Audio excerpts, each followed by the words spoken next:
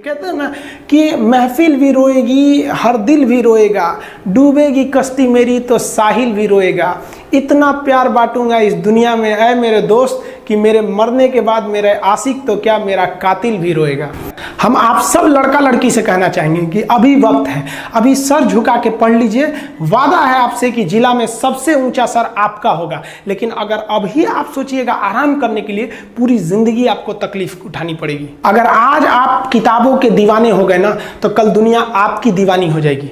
किसी dream girl के लिए ना अपने माँ बाप के ड्रीम को कभी नहीं छोड़ना चाहिए। आप लोग जो सोचते हैं ना इधर उधर, वो खुशी तो आप लोगों ने कभी देखा ही नहीं। कोई स्टूडेंट अभी तक खुशी नहीं देखा। हम आपको व्यक्तिगत बताते हैं। देखिए, खुशी कब मिलेगी आपको? जिस दिन आपको जॉब मिलेगा ना, और जो पहली सैलरी मिलेगी वो भी नहीं खुशी है। जब आप अपनी पहली सैलरी ले जाके अपनी माँ के हाथों में देंगे ना, तो आपकी आंखों में आंसू होगा। आप याद करेंगे कि जिस माँ की उंगलियों को पकड़कर हमने चलना सीखा, आज उसको हमने अपनी पहली कमाई दिया है। और जब कमाने लगेंगे ना, तब समझ में आएगा कि लाखों रुपए की अहमियत कुछ नहीं है वो 1 रुपए के आगे जब माँ स्कूल जाते वक्त दिया करती थी। और गौर से देखा करो अपने माँ बाप के आंखों में, ये वो आईने होते हैं जिसमें बच्चे कभी बूढ़े नहीं होते। ये जिंदगी जो है ना, वो एक एग्जाम की तरह है। और इस एग्जाम में ना ज़्यादातर लोग फेल हो जा रहे हैं। क्यों फेल हो रहे हैं? क्योंकि वो एक दूसरे का नकल कर रहे हैं और उनको पता ही नहीं है कि सबका क्वेश्चन पेपर अलग है, इसीलिए फेल हो रहे हैं। तो जिंदगी में सबकी समस्याएं अलग होती हैं। आप दूसरे की समस्या से केवल साहस ले सकते हैं, उसका तरीका नहीं अपना सकते। हिम्मत बनाए रखिए कि नहीं, हमें भी इस सफलता को पाना है। और ये जिंदगी जो है ना, एक अजीब सी रेस है यार, समझ में नहीं आता है। अगर तेज भागिएगा तो आपके अपने पीछे छूट जाएंगे, और धीमे दौड़िएगा तो आपके अपने ही आपको पीछे छोड़ के चले जाएंगे। इसलिए जिंदगी की रफ्तार इतनी बनाए रखो यार कि भले दुश्मन आगे निकल जाए, लेकिन एक दोस्त पीछे नहीं छूटना चाहिए। अपने ज़िंदगी में हौसला बना के रखिए।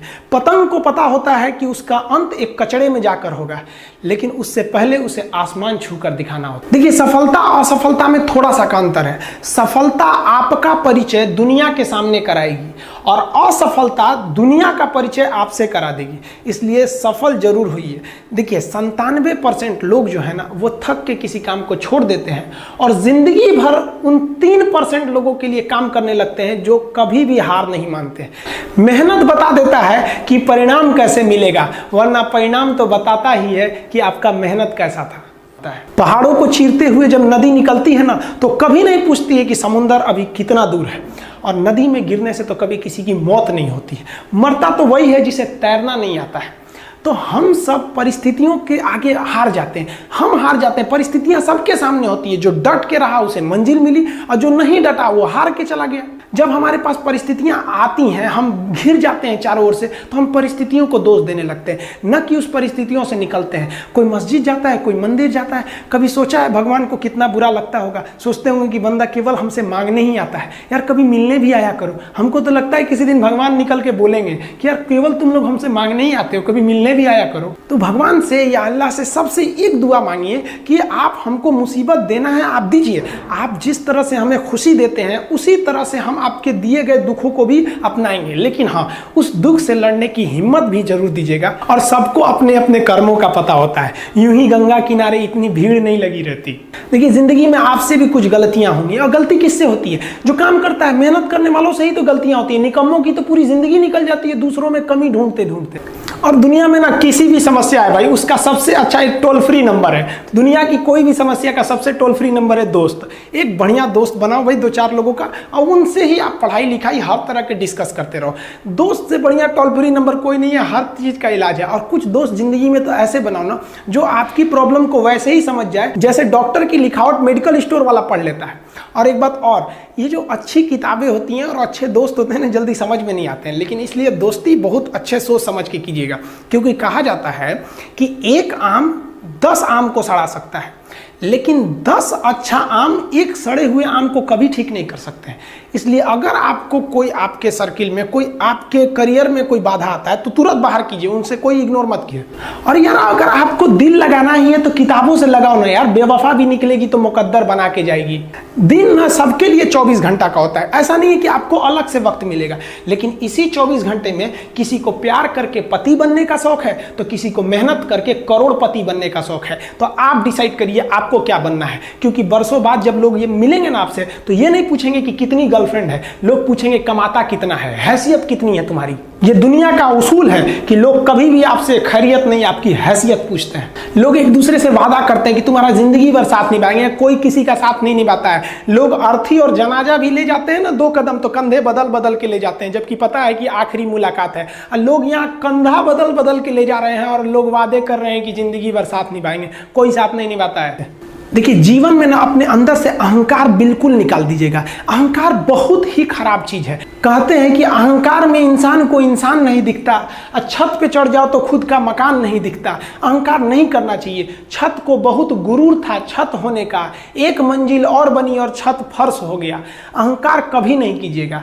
तूफान ज्यादा होती है तो कश्ती डूब जाती है, और घमंड ज्यादा हो जाती है तो हस्ती डूब जाती है। जिस दिन आपको घमंड होने लगे ना अपने आप के ऊपर कि हम बहुत बड़े हो गए हैं, हम बहुत पढ़ लिए हैं, हम बहुत सक्सेसफुल मैन हो गए, हम बहुत बड़े बिजनेसमैन, हम बहुत, मतलब जिस दिन आपको घमंड हो गया ना, उस दिन आप शमशान घाट में जाके देखिएगा, आपसे नायाब लोग, आपसे अच्छे अच्छे लोग वहां खाक बन गए।